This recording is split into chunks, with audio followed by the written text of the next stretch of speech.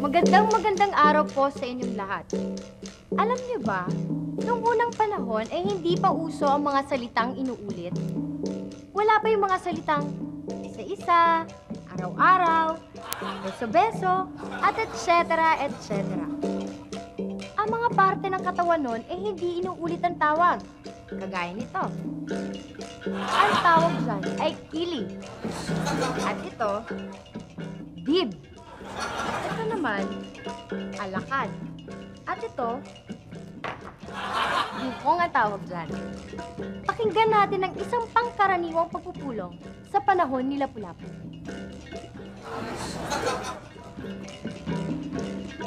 Simulan na natin ang ating pulong.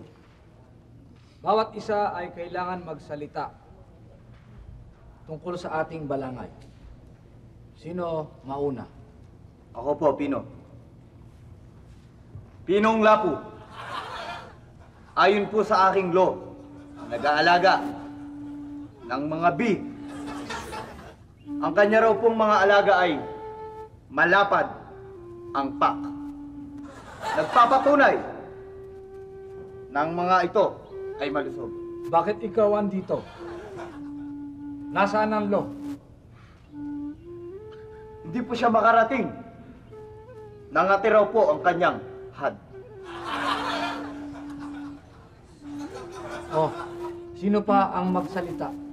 Pinong Lapu, may nabalitaan po ako na parating daw ang mga Chino at turuan tayo magluto ng pansit lug.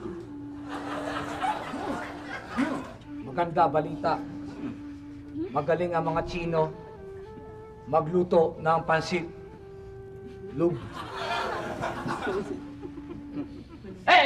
Kaya lang po, baka sa dami ng kain natin, tumaba tayo ng parang lumba.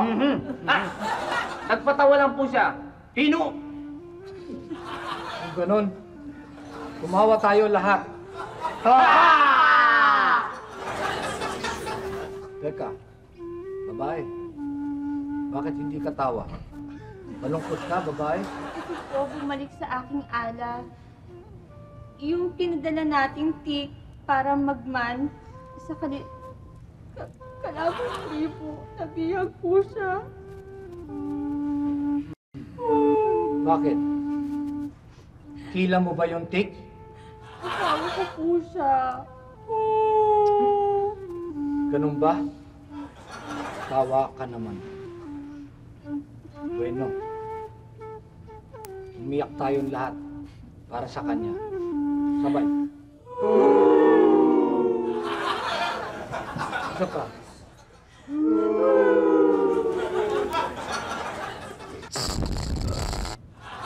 Pino, para makalimutan natin ang... Teka, bakit amoy Pino, siya po'y Nag-ut? Opo. Kasi po siya'y nata. Ano sinabi mo kanina? Para po makalimutan natin ang ating problema. Maganda po, kumanta na lang tayong lahat.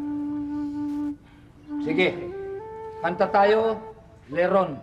Leron, sinta, buko na paya, balay, guslo, sanang ng bunga, pagdating natin. Ano pa isa kanta? Parang bukid. Parong bukid ng lipad, sasabi ng daan, pangpagaspas, at talakan, at napakending. Pero lumipas ang panahon na ang kanilang pinuno ay biglang nabingi. Kaya sila ay natutong mag-ulit ng salita.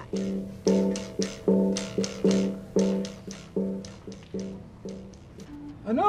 Ano ka mo? Masakit daw po ang kanyang dib. Ano? Dib! Dib! Dib! Dib! Dibdib! Dib-dib! Pati daw po ang kanyang ngala, Ang alin?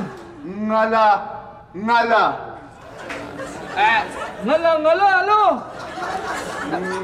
ngala, ngala. Nagsimula daw po yun nung uminom daw po siya ng tubig na may kitty. Ang alin? Kitty! Kitty! Kiti-kiti! Kaya mula noon, marami ng salita ang inuulit-ulit para maintindihan ng kanilang pinuno. Ito lang ang masasabi ko. Huwag kayong basta-basta maniniwala dito. Kwento-kwento lang to. Isip-isipin nyo rin kung totoong-totoo. Diba? You lol! Click and subscribe now!